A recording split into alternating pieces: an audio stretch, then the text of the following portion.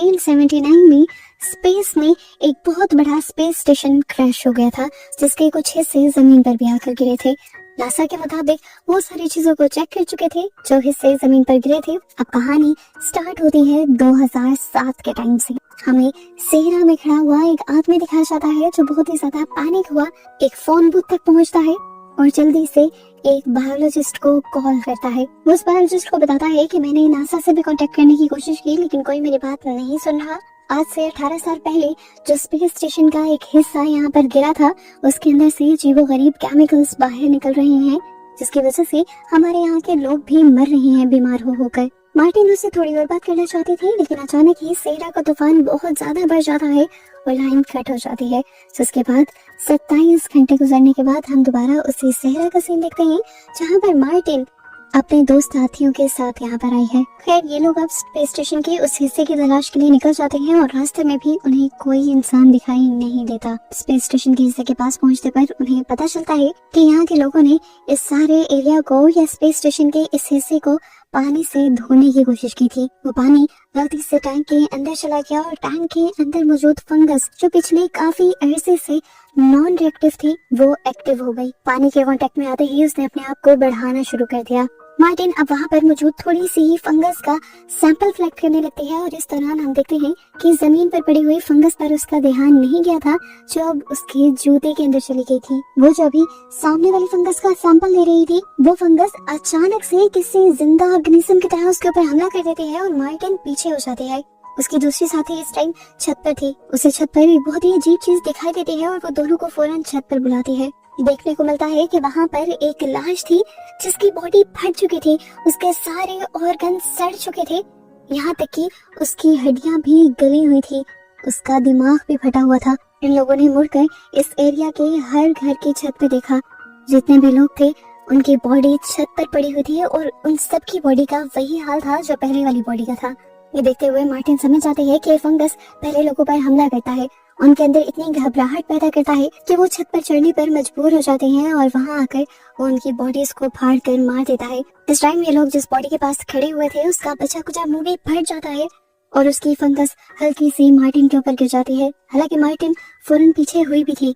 खैर अब वो इस फंगस का सैंपल कलेक्ट करती है और यहाँ से जाने लगती है, जबकि हमें दिखाया जाता है वो फंगस जो उसके जूते में लगा था वो उसके जूते को क्रॉस करते हुए, उसके सूट को क्रॉस करते हुए उसकी बॉडी के अंदर जाने लगा था। फंगस के उसकी बॉडी में पेनिट्रेट करते ही फौरन ही उसकी तबीयत बिगड़ने लगती है, उसे बहुत ज्यादा गर्मी लगने लगती है, उससे चलने में मुश्किल होने लगती है और साथ ही उसके सूट के अंदर बहुत गंदी स्मेल भी आने लग जाती है। इस टाइम जब वो लड़खड़ाने लगे तो मार्टिन के साथी ने पूछा तुम्हें क्या हुआ है। इससे पहले कि वो अपनी कंडीशन बता पाती वो नीचे गिर जाती है। हम देखते हैं कि गिरने के बाद वो ग्रीन कलर की उल्टी करती है और इसके बाद फंगस उसके दिमाग तक भी पहुंच जाता है। वो सिर्फ स्प्रेड स्प्रेड बोलने लगती है और जल्दी से जाकर एक गाड़ी में बैठ जाती है। अब ट्रेनी उसके ऊपर गन तानी हुई थी क्योंकि वो समझ गई थी कि उसके ऊपर वो फंगस अटैक कर चुकी है। रॉबर्ट उसे मारने से रोकता है लेकिन इतनी देर में मार्टिन खुद ही गाड़ी चलाकर इन दोनों के ऊपर चढ़ाने की कोशिश करती है। यहाँ ट्रेन जो उसे रोकने की कोशिश कर रही थी अब मार्टिन उतर कर उसी के ऊपर हमला कर देती है और उसकी गन लेने की कोशिश करती है। जब वो गन लेने में कामयाब हो जाती है तब वो ट्रेनी और रॉबर्ट दोनों को मारना चाहती थी लेकिन अचानक से उसे होश आ गया। वो समझ गई कि ये जो कुछ भी वो कर रही है ये खुद से नहीं कर रही, फंगस उसके दिमाग को कंट्रोल कर चुका है और उससे ये सब करवा रहा है। अगर वो जिंदा रही तो फंगस भी उसके साथ जिंदा रहेगा और ये सबके लिए खतरनाक हो जाएगा। इसीलिए वो अपने सूट की एयर ट्यूब पर ही हमला कर उसे फाड़ देती है और कुछ ही देर में मर भी जाती है। उसने ऐसा इसीलिए किया था कि उसके साथ फंगस यहीं पर मर जाए। कुछ घंटों बाद हम उसी जगह पर आर्मी को देखते हैं जो यहाँ आकर फंगस के सैंपल्स को कलेक्ट करती है और उसके बाद यहाँ की हर चीज को तबाह कर देती है ताकि फंगस यहाँ से आगे ना फैल सके। अब जो फंगस का सैंपल आर्मी वाले लेकर आए थे उसे हाईली सिक्योर्ड फैसिलिटी के अंदर रखा जाता है। सालों गुजर जाते हैं और किसी को कुछ याद भी नहीं रहता कि उसके अंदर इन लोगों ने फंगस को रखा था। आर्मी वाले उस जगह को लीज पर दे देते हैं जहाँ पर नीचे एक फैसिलिटी बनी हुई है लेकिन ऊपर की तरफ कुछ कंपनी वाले अपना स्टोरेज बना लेते हैं। ये स्टोरेज यूनिट पब्लिक के लिए था। पब्लिक का जो एक्स्ट्रा सामान था वो लोग यहाँ पर कुछ पैसे देकर उस सामान को रख सकते थे। लोग अपना यहाँ पर कीमती सामान भी रखकर जाते थे। यही देखकर यहाँ पर काम करने वाले एक आदमी ग्रिफिन के दिल में लालच आ जाती है। वो स्टोरेज यूनिट को लूटने का डिसाइड करता है, लेकिन मसला ये था कि रात की ड्यूटी उसकी नहीं थी, ट्रेविस नाम के एक लड़के की थी। वो ट्रेविस को अपने साथ मिलाना चाहता था, पर ट्रेविस मना कर रहा था। ट्रेविस की कमजोरी ये थी कि वो किसी की भी बातों में आ जाता था, इसीलिए जल्दी ग्रिफिन उसे अपनी बातों में लेके आता है और ट्रेविस मान जाता है कि रात को यहाँ का दरवाजा खोल देगा। इसी दौरान हम देखते हैं कि एक बूढ़ी लेडी जो यहाँ पर आई है अपने सामान को देखने के लिए, ट्रेविस उसके साथ चला जाता है। उसे लिफ्ट तक छोड़ते हुए यहाँ उसे अजीब सी बीप की आवाज आती है, जिसे वो इग्नोर कर देता है। कुछ देर बाद अपना काम करते हुए उसे दोबारा यही बीप की आवाज सुनाई देती है और वो अपनी कोवर्कर नाओमी को बुलाता है।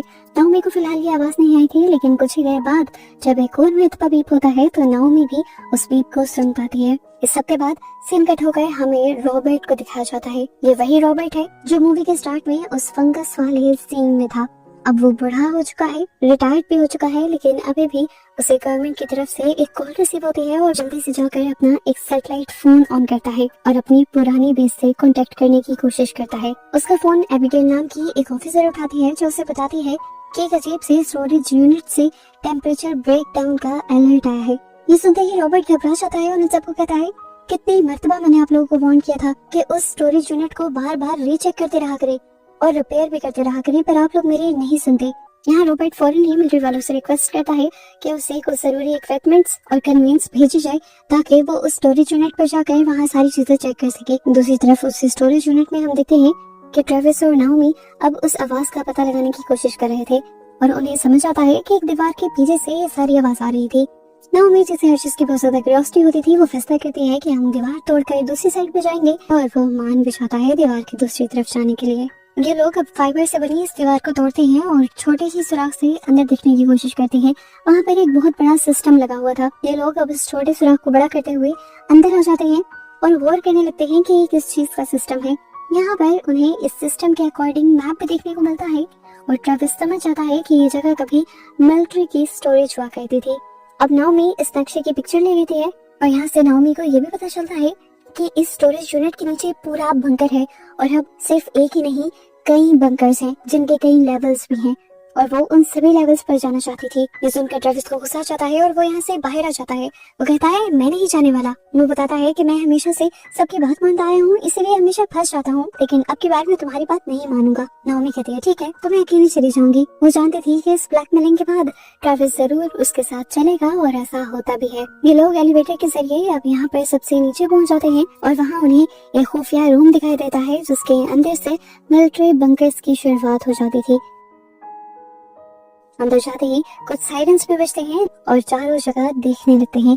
यहाँ उन्हें 1979 के टाइम की कुछ चीजें दिखाई देती हैं, जिस तरह पुराने सूट, पुराने इक्विपमेंट्स, और हैरानी से वो इन सारी चीजों को देखने लग जाते हैं। साथ ही इन्हें यहाँ पर एक छोटा सा दरवाजा भी दिखता है, जिसे खोलने पर इन्हें पता चलता है कि ये नीचे वाले बंकर्स के लेवल में जाने के लिए है, जो करीब 500 फुट गहरा है। ये लोग नीचे भी चले जाते हैं और वहाँ पर इन्हें एक सीक्रेट रूम मिलता है, जिसके आगे वार्निंग लिखी हुई थी कि इसे मत खोलना, लेकिन ये लोग खोल देते हैं। अंदर जाने पर इन्हें एक चैम्बर दिखाई देता है, जिसके आसपास से ठंडे पानी के पाइप गुजर रहे थे और अब वो पाइप लीक हो रहे थे। यहाँ पर ये लोग एक अजीब सी चीज नोटिस करते हैं कि जितने भी चूहे थे यहाँ पर वो सारे गंदी फंगस से ढके हुए थे और पागल हो गए थे। ये लोग आपस में उलझ गए थे और कुछ की तो दुमें भी एक दूसरे के साथ बंध गई थी। इनमें से एक चूहा जैसे ही ट्रेविस के ऊपर जंप करने वाला होता है तो ट्रेविस पीछे हो जाता है। नाओमी उस चैम्बर के अंदर देखती है, वहाँ चारों तरफ फंगस ही फंगस फैल गया था। दरवाजे के बाहर भी फंगस था। उस फंगस को टच करने ही वाली थी, पर ट्रेविस ने उसे फौरन से मना कर दिया। नाओमी ने सिर्फ उस दरवाजे के करीब ही हाथ किया था तो नाओमी का हाथ जलने लगा था, ऐसे जैसे वो दरवाजा किसी अंगारे की तरह दहक रहा हो। वो जब ये बात ट्रेविस को बताती है तो ट्रेविस समझ जाता है कि ये जगह खतरे से खाली नहीं है और वो फौरन यहाँ से बाहर निकलने को कहता है। स्टोरेज यूनिट के बाहर हमें एक आदमी को दिखाया जाता है। पता चलता है कि वो नाओमी का एक्स हस्बैंड है, जो बार बार उसे कॉल भी कर रहा था। इस टाइम वो उसे कहता है कि मैं तुम्हारे स्टोरेज यूनिट के बाहर हूँ, प्लीज मुझसे आकर मिलो। वो इस टाइम बहुत ज्यादा घबराया हुआ था, जैसे उसने कोई मर्डर कर दिया हो। वो जल्दी से जाकर गाड़ी की डिग्गी खोलता है और हमें पता चलता है कि उसने बस एक बिल्ली को मारा था, वो भी गलती से, लेकिन अब वो बिल्ली दोबारा से जिंदा हो गई थी। उसका मुंह आधा फंगस ने खाया हुआ था और वो एकदम से उस आदमी के ऊपर अटैक करने वाली होती है कि वो आदमी पीछे हो जाता है और उसकी ऐसी हालत देखकर डर भी जाता है। ये सब करने के बाद वही बिल्ली फंगस वाली वॉमिट करती है और इसके बाद एक टावर पर चढ़ जाती है जिसके बाद उसकी पूरी बॉडी फट जाती है, जिसमें से खून और फंगस निकलती है। वही सब इस आदमी के ऊपर भी गिर जाता है और ये आदमी भी उसी फंगस से फिर इन्फेक्टेड हो जाता है और उसी टाइम फंगस वाली वॉमिट करने लगता है, क्योंकि फंगस ने एक ही मिनट में उसकी बॉडी के अंदर पेनिट्रेट कर लिया था। अब फंगस पहले से कहीं ज्यादा स्ट्रॉन्ग हो गया था। जिस जगह पर उस बिल्ली ने वॉमिट की थी वहाँ पर एक हिरन भी था और वो हिरन भी अब इन्फेक्टेड हो चुका था। दूसरी तरफ फंगस ने माइक के भी दिमाग पर पूरा कंट्रोल पा लिया था और वो उसके दिमाग को ऑर्डर देता है दोबारा उसकी वाइफ यानी नाओमी को ढूंढने का। अब उधर फैसिलिटी के अंदर हमें दिखाया जाता है कि वो हिरन जो कि इन्फेक्टेड हो गया था वो खुद ही लिफ्ट को ऑपरेट करके लिफ्ट के अंदर जा रहा था। नाओमी और ट्रेविस जो कि अभी बाहर निकले थे, ये सारा नजारा देखकर वो हैरान परेशान हो जाती है। खैर अभी वो इस मिलिट्री स्टोरेज के बारे में रिसर्च कर रहे थे ताकि जान सके यहाँ पर हो क्या रहा है, और यही बात हमें बताने के लिए मूवी चली जाती है फ्लैशबैक में। हमें पता चलता है कि पिछले कुछ घंटों में क्या क्या हो गया। असल में एक कॉकरोच उस फंगस वाले कंटेनर के अंदर घुस गया था। फंगस ने सबसे पहले उसको इन्फेक्टेड किया और वो जब उस कंटेनर से बाहर निकला तो उसी कॉकरोच को एक चूहे ने पकड़ने की कोशिश की, जिससे वो चूहा भी इन्फेक्टेड हो गया। फिर उस चूहे की वजह से दूसरे चूहे इन्फेक्टेड हुए, जबकि वो कॉकरोच वेंट के जरिए बाहर सड़क पर निकल आया। वहीं से माइक की कार गुजर रही थी। कॉकरोच माइक की कार के नीचे कुचला गया और वो फंगस अब उसके टायर से पेनिट्रेट होते हुए उसके कार के अंदर चली गई और कार के अंदर एक मरी हुई बिल्ली थी जो उससे गलती से मर गई थी। उस फंगस से इन्फेक्टेड होते ही वो दोबारा से जिंदा हो गई और फिर जो सब कुछ हुआ वो तो हमारे सामने ही है।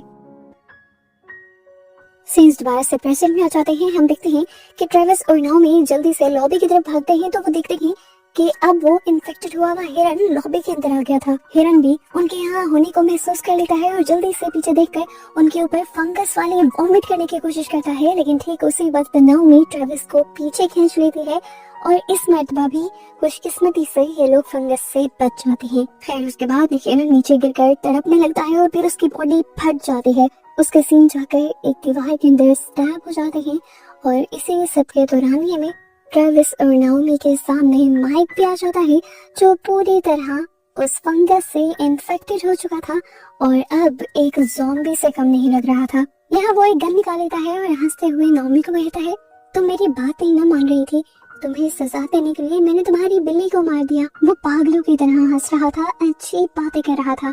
गन पॉइंट पर इन दोनों के लिए वो इनसे कहता है, चलो अपना मुंह खोलो, मुझे तुम्हारे मुंह में वॉमिट करनी है। ये असल में वो नहीं कह रहा था, उससे फंगस कहलवा रही थी। उसके बाद उसे नाओमी और ट्रेविस दोनों डर जाते हैं और यहाँ से भागते हैं स्टोरेज एरिया की तरफ। माइक लगातार उनके ऊपर फायर करता रहता है और फायर की आवाजों से वो ओल्ड लेडी जो मूवी के स्टार्ट में इस स्टोरेज एरिया के अंदर आई थी वो भी जाग जाती है। नाओमी और ट्रेविस माइक से बचने के लिए एक स्टोरेज यूनिट के अंदर चले जाते हैं, लेकिन अभी वो शटर पूरी तरह बंद नहीं कर पाए थे कि माइक यहाँ पर आ जाता है। ये लोग बिल्कुल स्टिल हो जाते हैं, शोर नहीं करते ताकि माइक उन्हें देख ना पाए, लेकिन गलती से ट्रेविस का पाँव लग जाता है किसी चीज के ऊपर, जिसकी वजह से वहाँ शोर हो जाता है। माइक को उनके यहाँ होने का पता चल जाता है और वो जब शटर को ऊपर करने ही वाला होता है तो ये लोग जबरदस्ती शटर बंद कर देते हैं और माइक का हाथ कट जाता है। यहाँ पर नाओमी जो बहुत ज्यादा पैनिक हो चुकी थी, अब वो इमरजेंसी नंबर्स पर कॉल मिलाती है और इस कॉल का पता दूसरी जगह एबिगेल को भी चल जाता है। एबिगेल जल्दी से बात रॉबर्ट को बताती है जो कि इस टाइम एयरपोर्ट पर लैंड कर गया था। उसे पिक करने के लिए उसकी सालों पुरानी साथी यहाँ पर आई थी, जिससे उसे कुछ सामान भी लेना था। खैर एबिगेल इन्हें बताती है कि उस स्टोरेज यूनिट से कोई इमरजेंसी नंबर पर कॉन्टेक्ट करना चाह रहा है और मैं उनकी लाइन आपके साथ कनेक्ट कर रही हूँ ताकि आप उनको बात कर गाइड कर सकें। इसके बाद नाओमी और रॉबर्ट आपस में बातें करते हैं। रॉबर्ट को पहले ही फंगस के बारे में पता था, वो यहाँ पे काफी सारे सवाल करता है नाओमी से। नाओमी उन सब चीजों के जवाब देती है और फिर रॉबर्ट उन्हें बताता है कि ये जो फंगस है ये बहुत ज्यादा खतरनाक है, ये दिमागों पर हमला करती है और किसी भी इंसान को ज़ॉम्बी बना देती है। इस टाइम उनसे कहता है कि रिलैक्स रहो और कुछ भी करने की जरूरत नहीं है, जल्द ही मैं तुम लोगों को बचाने के लिए आ रहा हूँ। और सबसे जरूरी बात, किसी भी तरह से उस फंगस के कांटेक्ट में आने से बचना होगा आप लोगों को। इतनी देर में ट्रेविस के लिए कोई मुसीबत आ जाती है। उसका सुबह वाला कोवर्कर जिसने शाम को इस स्टोरेज यूनिट में चोरी करने का प्लान बनाया था, वो अपने साथियों के साथ यहाँ पहुंच जाता है। यहाँ के दरवाजे पहले से ही खुले हुए थे। वो लड़का जब अंदर आता है तो हिरन की फटी हुई बॉडी देखकर बहुत ही ज्यादा उसका दिल खराब हो जाता है। ये लोग यहाँ के माइक से ट्रेविस से कॉन्टेक्ट करने की कोशिश करते हैं, लेकिन ट्रेविस जब कुछ नहीं बोलता तो वो आदमी कहता है, मैं तुम्हें देख लूंगा, तुमने वादा किया था मेरा साथ देने का और ऐसा तुम नहीं कर रहे ना, इस सब का बदला मैं तुमसे लेकर रहूंगा। खैर वो अपने आदमी को एक ऐसे स्टोरेज यूनिट में भेजता है जहाँ कल सुबह ही महंगे टीवी आकर रखे गए थे और वो लोग सारे टीवी को चुराने लगते हैं। दूसरी तरफ हम रॉबर्ट और ट्रेनी को देखते हैं। ये लोग कुछ खास सामान लेने के लिए ट्रेनी के घर पे गए थे, जहाँ पर कोई इन्हें बंदूक के जोर पर रोक भी लेता है। पर पता चलता है कि ये असल में रॉबर्ट के साथ ही ट्रेनी का ही बेटा था। खैर अब रॉबर्ट को मिशन के लिए निकलना था और ट्रेनी उससे अकेले ही जाने को कहती है, क्योंकि अब वो बूढ़ी हो गई थी और ये सारी चीजें वो हैंडल नहीं कर सकती थी। वो उसे गले लगाकर गुड लक भी बोलती है और इसी दौरान दोबारा रॉबर्ट को कॉल आ जाती है एबिगेल की। एबिगेल बताती है कि वहाँ पर बारिश होने वाली है और इस चीज से रॉबर्ट बहुत ही ज्यादा पैनिक हो जाता है और कहता है कि पानी से ही वो फंगस बहुत तेजी से बढ़ जाता है। और सबसे जरूरी बात, मुझे नाओमी से पता चला है कि वहाँ कुछ लोग इन्फेक्टेड भी हो गए हैं।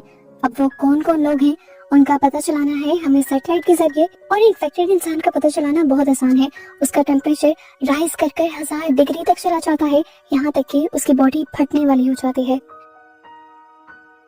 यहाँ पर ट्रेविस और नाओमी रॉबर्ट की बात ना मानते हुए स्टोरेज यूनिट से बाहर आते हैं और वो देखते हैं कि माइक, जो कि ज़ॉम्बी बन चुका था, वो यहाँ मौजूद सभी लुटेरों के ऊपर वही फंगस वाली वॉमिट कर देता है और सबको इन्फेक्टेड कर देता है। इसके बाद माइक की नजर इन दोनों के ऊपर पड़ जाती है। वो इनकी तरफ पे भागने ही वाला था, लेकिन इससे पहले कि वो इन तक पहुंच पाता, वो ओल्ड लेडी उसके ऊपर गोली चला देती है और उसकी बॉडी पहले वाली सभी इन्फेक्टेड लोगों की तरह फट जाती है। यहाँ ट्रेविस उस ओल्ड लेडी को कुछ नहीं बताता और उसे सीढ़ियों की तरफ भेज देता है, क्योंकि वहाँ पर ज्यादा खतरा नहीं था और लिफ्ट के आसपास तो सारी फंगस ही फैल चुकी थी। अब ग्रिफिन वो माइक के सामने आकर उसे गन पॉइंट पर ले लेता है और उसे एक स्टोरेज यूनिट का दरवाजा खोलने के लिए कहता है, जिसके अंदर उसके बाकी साथी बंद थे। ट्रेविस वो यूनिट खोलना नहीं चाहता था, क्योंकि उसे पता था कि उन सारे लोगों के ऊपर माइक ने वॉमिट कर दी थी और वो इन्फेक्टेड हो चुके हैं, इसीलिए खुद उसने उस यूनिट को बंद किया था। लेकिन ग्रिफिन उसकी बात नहीं मानता और जबरदस्ती उसे ये सब करने को कहता है। ट्रेविस किसी भी हाल में उस स्टोरेज यूनिट को खोलने के लिए मान नहीं रहा था,